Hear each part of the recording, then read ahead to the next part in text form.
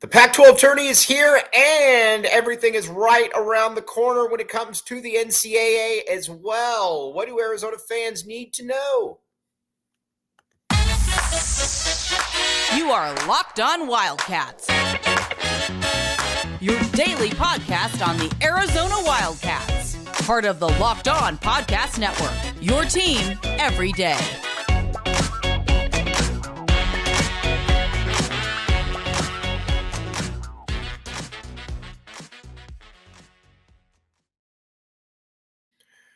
Thanks for making Locked On Wildcats your first listen of the day. This show is brought to you by Nissan. Go find your next big adventure. Shop now at nissanusa.com. All right, I'm your host, Mike Luke, and we have got a lot to get to on this show. But first, we are going to talk about the Pac-12 tourney and where everything is at with Arizona basketball. Now, first and foremost, Arizona right now is a solid number 2 seed. And I think that that makes a lot of sense, to be honest with you.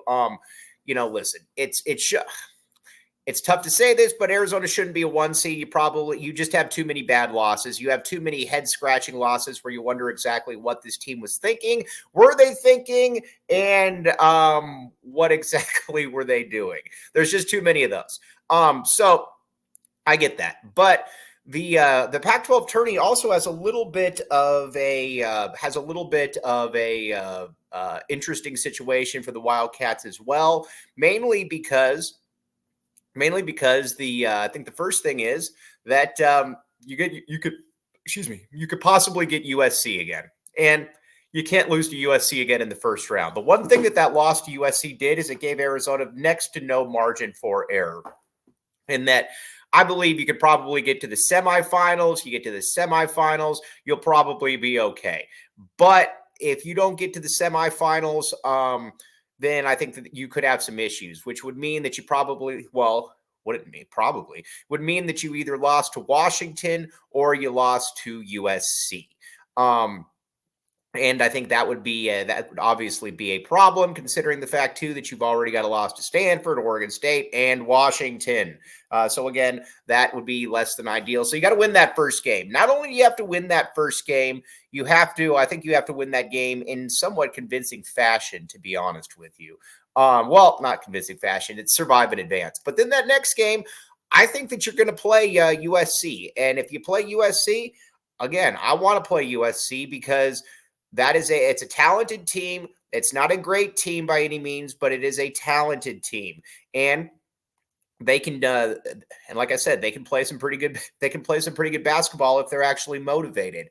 And you saw it too. Arizona, the big thing about the question marks that I have for this team are very straightforward. What exactly is this team? Are they going to be completely motivated? That to me is the issue. Will they be completely motivated? And I think you got to be able to figure that one out and see, all right, are they good to go? What exactly is the deal? But if you're not motivated now after what happened against USC, then I don't know that you're ever going to be motivated. And I think that's something that we can basically sit here and say, yes, that's the case. So let's just assume that Arizona's playing USC. Then obviously you can't have the worst games from everybody out there on the team. And that was really, really, I think what was kind of embarrassing was that Arizona was, I mean, let's just call a spade a spade. It was kind of embarrassing how Arizona performed, and not only how Arizona performed, just the fact that they were they just weren't ready. Caleb Love had maybe his worst game in a Wildcat uniform. Pella Larson wasn't much better, if any better. Kylan Boswell didn't play well. Again, I'm not going to beat up Kylan Boswell though, because Boswell, that was just a tough game. It didn't look like he was shrinking in the moment. It didn't look like there was any of that. So I certainly don't worry at all about that. And then I think with Arizona, then I think going forward, then there's some real question marks about where does Arizona stand then now with talented teams, and we're going to find that one out against USC. But everybody outside of Keyshawn Johnson and Umar Ballo, leader of men, let's just call a spade a spade. They all sucked against USC. They were all bad. And not only were they all bad, and they didn't look like they wanted to be there. That cannot happen anymore. And, look at it. If Caleb Love brings just an average game, Arizona's going to be in good shape. Pelle Larsson brings just an average game, Arizona is going to be in really good shape. That's just, again, that's just kind of the way it is. Again, very much looking forward to seeing where that is. Then when it comes to Washington, if Arizona were to play Washington, well, Arizona should smoke Washington. They don't even have a coach. I like Keon Brooks. He's a pretty good player. Severe Wheeler isn't bad, but this is something where Arizona should destroy Washington, and that game shouldn't be close. Arizona, in my opinion, has no excuse to lose in the first round of the Pac-12 tournament, and if they do, then you're probably looking at a 3 seed, and deservedly so looking at a 3 seed. So there's that. Now, that second round game, Oregon. Oregon's interesting to me. We talked about it a little bit before, but kind of feels like this is the end of the road for Dana Altman. I think Altman's done a pretty good job, a really good job at Oregon overall, but he's also kind of just fallen off. And it feels like, once you lose the momentum that you have, it's really difficult to get that back. And I just don't see him getting that one back at this point. I think that it's kind of I don't know. I think that it's pretty much done at this point. And outside of a tournament run. But again, that's a team you got to take seriously. And Folly Dante is one of the best bigs in the country. He's really, really good. Obviously, you've got KJ Evans. You got Nate Biddle. You've got a player, at point guard, obviously, in Jackson Shellstad. That's good. Kuznard can score the ball. But again, it's just kind of a disjointed team. They don't really play together. Arizona should beat Oregon. Honestly, looking at the matchups, there's really no excuse for Arizona not to beat Oregon. There's really also no excuse for Arizona not to be able to beat USC as well, or USC or Washington. Then when you get into the Pac-12 championship game, if you've got you got a little bit more margin for error at that point, and I don't really you want to win it, because let's be honest, it would be very, very nice to be able to win that. But not only would it be very nice to be able to win that, it would also be really, really nice to be able to say, listen, man, we left here as the big dogs on campus. And not only did we leave here as the big dogs on campus, we left here as the people that were like, we won the Pac-12 tournament. And not only did we win the Pac-12 tournament, we also won the Pac-12 regular season championship. And I think that's something that would be very, very, very, very enticing. Now, moving forward, then what does this mean for the grand scheme of things? Because there's likely some very interesting seeding repercussions. And a big part of the seeding is that Arizona want to be a 2 seed out west, period, point blank. I have no problem whether you're a 1 or a 2. It doesn't really matter. You got to play a good team sooner or later. And that means that you'd have to play a really good team in the Sweet 16, obviously end up playing a team like Baylor. I would be more than okay with that. But that's it though. You need to be able to play as good a basketball as you can right now. And not only do you need to be able to play as good a basketball as you can right now, you also need to be kind of at the same stage where it's like, okay, everything is all systems go. And everything is all systems go at Nissan. All right, check it out. Nissan, my friends, Nissan. Go find your next big adventure. Shop now at nissanusa.com. All right, now, I think the cool thing about Nissan is this. I have a Nissan now. I like my previous car, but guess what? I didn't like it as much, though, as a Nissan. My previous car kept getting stolen, and it didn't have nearly the gas mileage that Nissan has. Nissan, again, go find your next big adventure. Shop now at nissanusa.com. Again, all kinds of good stuff at Nissan. And not only is there all kinds of good stuff, you will also see you'll see Nissan, and it's a pretty sleek drive. I got a Nissan Altima. I was debating between that or the Maxima. You can't go wrong either way. Nissan Rogues are really cool as well. I know a lot about Nissans, and every now and then I get something right. I am right about this. Go check it out. Go get your next big adventure. Shop now at nissanusa.com.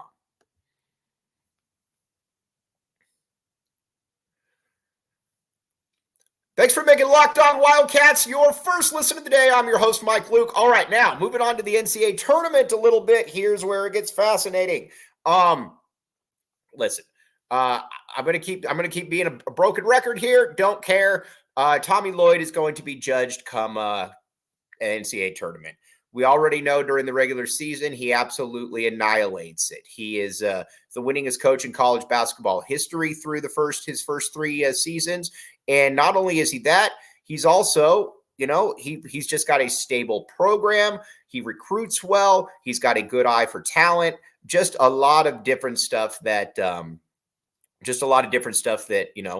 really, really works for Tommy Lloyd. And I think a big part of that also is where exactly is Tommy Lloyd then when it comes to the NCAA tournament. And we got to be honest with you, they've laid some eggs. That's the only outstanding concern about Tommy Lloyd and Arizona is that they've laid some eggs in the NCAA tournament.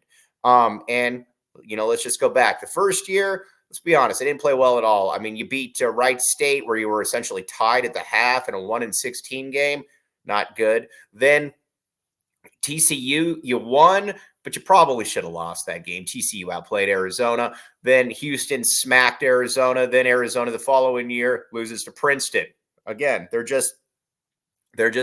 isn't really any rationale. There's no real excuse for it. I mean, that's just the best way that I can put it. There's just no real excuse for it. So there's that. Now, when it comes to Arizona and where they are, that's going to be where they're going to be judged because, again, NCAA or the national media, that's what they're looking at. They're going to say, listen, man, it's cool. You won all these games, but you guys are flaming out in the first round, the second round, whatever the case may be. What are we doing here? And you know what? They're right. I can't really, I can't really sit here and say that, I have any real qualms with what they're saying because they're right. Arizona has essentially laid eggs, and you can't keep laying eggs there. And I don't think Arizona is going to this year. I think that they're equipped. I think that they have somebody in Caleb Love they didn't have last year. They've got that true alpha. And Arizona, like I said, it's going to be up to Arizona to be able to take care of business. They should be able to do it. But, it's one of those things until it's done. You're going to have a lot of memories of years past kind of seared into your memory bank. I mean, it's just kind of the way it is as Arizona fans. So we will find that one out. Now, listen, this is huge for Arizona. This is huge for a variety of reasons. Because Arizona's stacked. Listen, Arizona doesn't have a real, outside of really bringing the effort every single week, Arizona does not have a real discernible weakness. And not only do they not have a real weakness, because again, up front, you're big. You got wings on the perimeter that are all good. You've got, a better guard play. That was certainly a problem early on, was the point guard play, but that play is certainly better as of late. So you got that as well. And then you're big. It's not like a team can just push Arizona around, do whatever they want against them. That, that's just kind of the way it may be. So there's that. Now, the other thing too, that I think as an Arizona fan, you've also got experience. You got Caleb Love. You got Keyshawn Johnson. These dudes have been in Final Fours, national championship games. They've been there. You've got, it's kind of a veteran-laden roster, and you just really, you just certainly hope that they're going to be able to come out of this and kind of police themselves, to be honest with you. So there is that. Now, I think but a big part of this is you can't just bow out, and you just can't bow out in the first round of the Sweet 16. I believe you got to get to the Elite Eight. Because listen, if Arizona didn't have some of the recent memories that it does, I'd be okay with, making the, again, you're not okay with it, but I believe that Arizona's got to make the Elite Eight. And so, you start looking at brackets, you start looking at bracketology, all of that, and you're like, okay, where exactly does Arizona stand? Arizona, again, you make the Elite Eight, then I think it's basically everything goes. You'd like to be able to make it beyond the Sweet 16. But Sweet 16 to me is the bare minimum. You could not just get to the Sweet 16 And not only can you just not, you just can't get bounced in the first round or the second round. Because if you get bounced in the second round again, you start feeling there's some real questions about where is Arizona going. So you make the Elite Eight, then it is kind of what it is. Now, as Arizona fans, we're certainly tortured when it comes to the Final Four. Haven't been there since 2001. And it's just kind of weird. It's a little bit surreal because growing up in the Lute Olson era, you just kind of felt that it was a rite of passage. Every fourth week or every fourth season, you'd make the Final Four.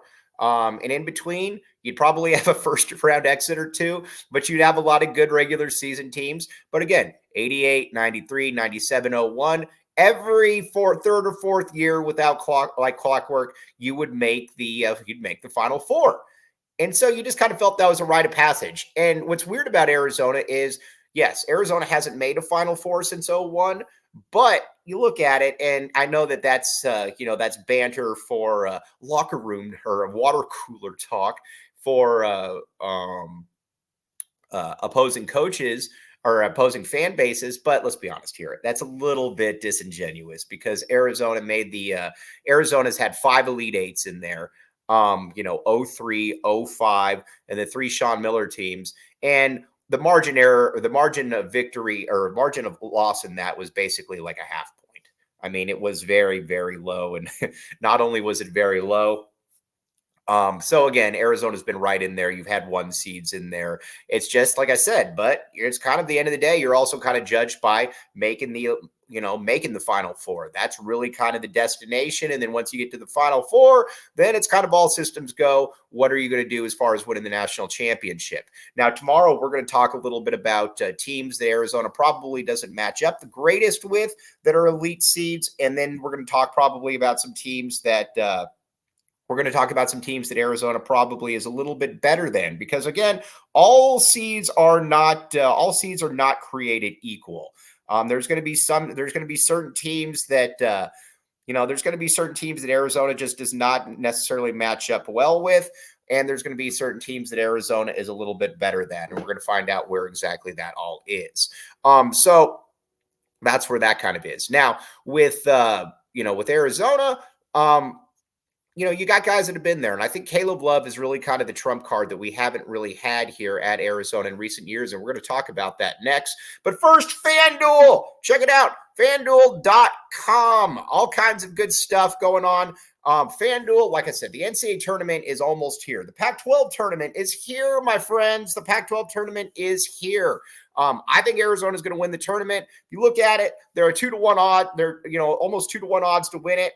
I don't know that I would have felt as confident about it if Arizona hadn't, like I said, laid a total egg against USC, but they did. So FanDuel, go in there and again, watch the tournament and know that your money is good with FanDuel. You don't have to go up to Las Vegas or, find some bookie across the corner. You can just go to FanDuel because again, your money's good. FanDuel.com/locked-on. Again, you get there and you know that you can, like I said, you can throw that money down. And not only can you throw that money down, you know that it's going to be fun. It's going to be enjoyable. Football's over. Boo. But basketball is here. And not only is basketball here, we're very much looking forward to the NBA playoffs, the Pac-12 tournament, you name it. FanDuel.com/locked-on. Again, you will thank me later for that.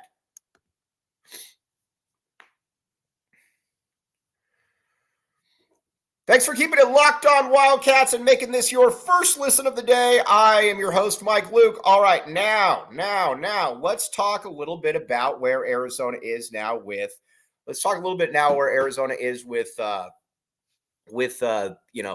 Caleb Love.